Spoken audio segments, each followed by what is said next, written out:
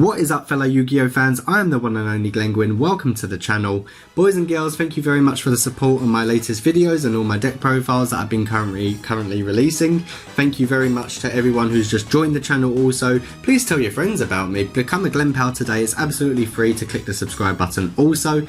A reoccurring thing that we have been doing on this channel is Monarch deck profiles, because everyone seems to like that and it always gets the most views on the channel for some reason. So I've done a re-updated deck profile. I know it's only been a couple of weeks, but I've changed a few cards post Rising Rampage also. Hopefully you will enjoy the deck and the new ideas that I've come across. Now, in the Gold Sarcophagus tins coming at the end of August, in case you haven't been living under a rock for the past 24 hours, we have just been shown, or we've just discovered, the new 3 promo cards that are going to be in the set, and holy nipples on a stick, they are very much sought after. We have Dimension Shifter, we have Nibiru the Primal Being, and we have Dark Ruler No More. 3 amazing cards, especially for the side deck, for this deck in particular. I'll be picking up 3 of each of these just in case I want to try some things out with the deck. Nibiru the Primal Being in particular, and Dark Ruler No More personally are going in this deck. I'm going to try and find a way to make it consistent and work at the same time. Just 3 broken cards, go and check them out. I'll leave them up on screen for you as I'm talking. But without any further ado, we're going to get straight into this deck profile. And I'm sorry for talking so much, but I'm so excited for all these new cards that are coming out, and Monarchs in particular. So, because the ban list was a couple of weeks ago, obviously we do have Ehther the Heavenly Monarch at 2 now. Fantastic card, tribute summoned in this deck. And you can bring out, you get to special summon 1 monster with 2,400 and more attack and 1,000 defense from the deck, but return it to the hand during the end phase. We have cards like Delg the Dark Monarch, we have cards like Kuraz the Light Monarch, which you can bring out for free and get their effects off the special summon. I will show you also another couple of cards that you can use that I'm running in the deck, which is absolutely broken in this deck. It's absolutely amazing that you can play them. And obviously, during your opponent's main phase, you can banish 1 Monarch spell trap card. Immediately after this card resolves, tribute summon this card. It's a quick effect, and it goes really well in conjunction with cards like Escalation of the Monarch, or the Monarch Stormforth in particular, also in the same chain. Obviously, most people have seen these videos, so people know what I'm running and people know what Monarchs are about, so I'll be as quick and as informative as possible. I am running Erebus at 2 for the pure reason that he is recyclable. You can have a big bricky hand at times and he can be in your graveyard. You can use his effect during either player's main phase, and you can actually discard one of your Monarch spells and traps, especially like the Prime Monarch. Sometimes that gets into your hand off your draw power, and you can bring him back to your hand, so it's absolutely fantastic. Good thing about this card is you can send 2 Monarch spells or traps from your deck to a graveyard, depends how early you are playing this card in your deck. Cards like Patheism can go to grave if you haven't already seen it in your hand from the deck, or you can send the Prime Monarch from your deck to a graveyard also and combo off even more from there. And he's a non-targeting card that gets to shuffle 1 card from your opponent's field, grave or hand back into the deck. I am playing one other big boy, and that is the Thestalos the Mega Monarch. I just think this card's quite broken just because you get to look an opponent's card in their hand and banish it. It's just amazing. And if you're playing cards, playing against cards like Salomon Greats, also anything that's top notch right now that's just won a world championships, taking cards out of people's hands and looking at their hand, it gives you such an advantage. It's more like a +2 in my opinion. Not only do you get to look at the deck, not only do you get to look at the hand, you also get to pick something out. Like take Gazelle for example, they only have 1 in their deck, and that is a big combo starter in their deck. If you take up Cyanet Mining, they really haven't got anything much to go off from on there. So we're playing the 1 Delg and 1 Kuraz. Delg can banish up to 2 cards in the opponent's graveyard and send the top 2 cards. Be careful if you're playing Danger Thunder Dragons or something like that, where they can go off from grave. Or in particular Allcast if they're still running around. Salomon Greats also the same. Kuraz the Light Monarch actually destroys up to 2 cards on either side of the field.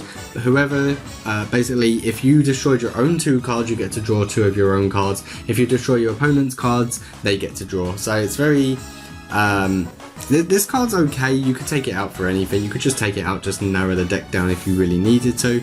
Searchable card in the deck, probably the best card in the deck from lockdown on monster effects. We're playing Majesty's Fiend. Like I said at the start of the video, we have cards like Nibiru the Primal Being wandering around. That is an effect, a quick effect to tribute summon on your opponent's side of the field, so you can actually stop that card if you really want to, just by having Majesty's Fiend, because they cannot activate monster effects.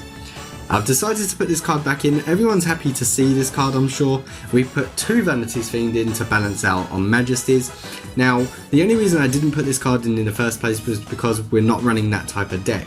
But because the deck isn't as tight anymore, it's still 45 cards. But because it's not as tight as it was, I feel like we can draw into this at some point. And it is non-searchable, unfortunately. That's the only reason why I didn't put it in. Then we're running 1 Darkest Diablos Lord of the Lair. It's a free special summon, especially off attributing a dark monster. Then we go into cards like Voltester. Now this is a brand new card that came out in Rising Rampage. If this card is special summoned to a zone a link monster points to, destroy all link monsters that points to this card. Then destroy all other monsters that those link monsters pointed to, and follow the link arrows of all destroyed monsters. So this kind of breaks boards, and it keeps destroying everything until everything is destroyed that the cards were pointed to. Now you can bring this card out off of Ehther the Heavenly Monarch on a special summon. So if you're trying to break your opponent's boards and they've got maybe a Borosword pointing up, or a Borolo pointing up, or Appaloosa pointing up, Salamon Great Sunlight Wolf pointing up, you're literally destroying their whole board with just Voltester. So I really do feel like this is a really good option to put into the deck. If anything, you could always side it out just in case you don't know what your opponent is playing, but I'd rather main deck it and play Blind Going Second also. Even though this is a going first deck, I always play Blind Going Second just in case. Then we're playing the little boys and girls, triple Edea, triple Eidos to round off. On the little ones, obviously everyone knows what they do right now. The 1 Berlineth, just to get, unbrick your hand to get a free special summon, just in case you need to tribute summon for a monster. And then last but not least, I've taken out the Link Slayers in replace of the brand new card in Rising Rampage also. We are playing B.E.S. Blaster Cannon Core.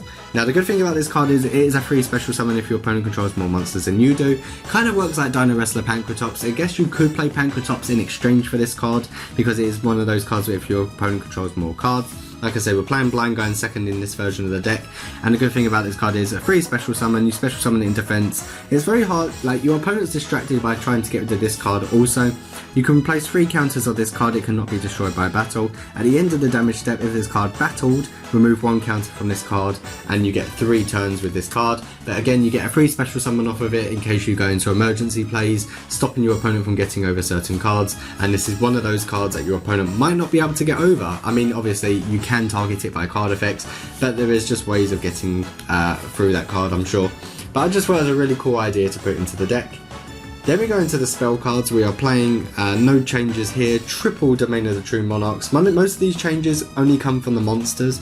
Triple Tenacity, double Stormforth, double Return, where you can search off your Majesty's Fiend, the 1 March of the Monarchs, limited Patheism, please come back to 2, I'm begging you. Draw power, because we're running quite a few level 6s, and you can use Domain of the True Monarchs to bump your level 8s down to level 6s, so you'll have quite a few more options for Celestial for draw power. 1 Foolish Burial for Extender, a Foolish Burial Goods for extending, 1 Reinforcement of the Army, and the 1 for 1, so you can get your Edea play and special summon off of that from Eidos. And then last but not least, we're running trap cards. So double Prime Monarch, again recyclable, especially off of Patheism, and then Edea when sent to graveyard. No matter how you send Edea to graveyard, you can always return one of your banished Monarch spells or traps from grave. As long as they don't have Call by the Grave on your Edea, you're perfectly fine. I'm only running an unpopular decision of 2 Monarchs Erupt, again self-explanatory. Wipes out your opponent's monster's effects because it's a skill drain, but the good thing is about this card is it is recyclable again, and you can search it off of Patheism, really good card. And last but not least, in the deck for the 45th card, we are running the 1 Escalation of the Monarchs, because you can immediately tribute summon on your opponent's main phase or in the battle phase. So that is the deck profile. Your side deck is all up to personal preference, and I really do feel like, if it's you playing this deck and you're going to your locals, think of what you would like to run in your side deck for your opponents and what they are facing, kind of like Pendulum Magicians or Salamon Greats. You know then what to put into the deck. But that is just my deck idea, and it's just more of an update on the monsters. But like I said, wait till the end of the month where Gold Sarcophagus comes out with the tins, and we'll update the deck profile again for September 2019. So boys and girls, I hope you found this deck profile somewhat informative, somewhat fun, hopefully something different that you don't normally see on YouTube except on my channel, because I always upload a deck profile like this. Please smash that like button, please turn on your notification bell so you'll never miss an upload from me, and please consider subscribing to the channel if you do enjoy what you see. We're very close to hitting 1400 subscribers, so thank you very much for watching, have a good day everyone, and Glenguin is signing out. Peace.